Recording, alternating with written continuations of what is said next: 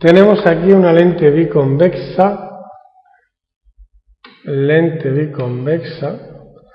con un índice de refracción n igual a 1,5.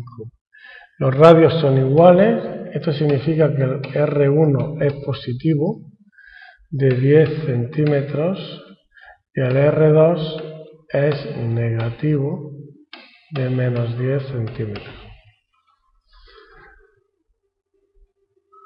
Nos dice que calculemos la distancia focal, las distancias focales, es decir, la objeto y la imagen.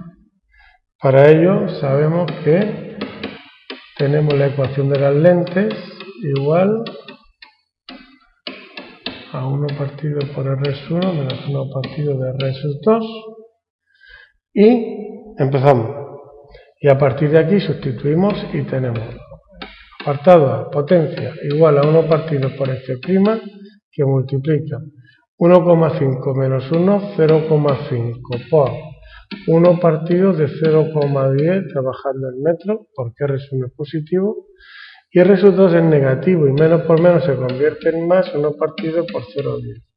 Esto nos da 0,5 por 2 partidos de 0,10 igual a 5 por 2, 10.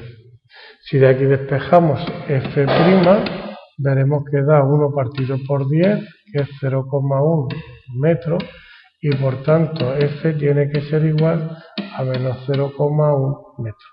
Resuelto el apartado A. Apartado B. Nos dicen que dónde tenemos que situarnos la posición del objeto para que la imagen tenga el mismo tamaño. Bien, el mismo tamaño solamente lo puede tener cuando es igual de tamaño pero es invertida la imagen. I' partido por I, que es igual a S' partido por S, es igual a menos 1.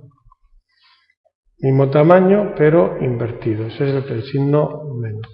Y eso de aquí podemos deducir que S' tiene que ser igual a menos S. Pues bien, cuando hacemos precisamente la ecuación de las lentes y ponemos 1 partido por F' igual a 1 partido por S' menos 1 partido por S, en el S' ponemos menos S. 1 partido de menos S menos 1 partido por S nos va a dar menos 2 partido por S.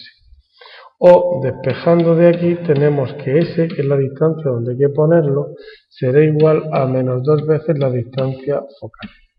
Cuando lo ponemos a 2 veces la distancia focal, el objeto que obtenemos es invertido, pero de igual tamaño. Si sustituimos valores, como vale 0,1, pues valdría menos 0,2 metros en esa distancia. Y por último, un apartado que sale mucho es calcular la velocidad de la luz en el interior del cristal. Siempre es igual a C partido por N. C es la velocidad de la luz, 3 por 10 elevado a 8, y N es el índice de refracción del vidrio que vale 1,5.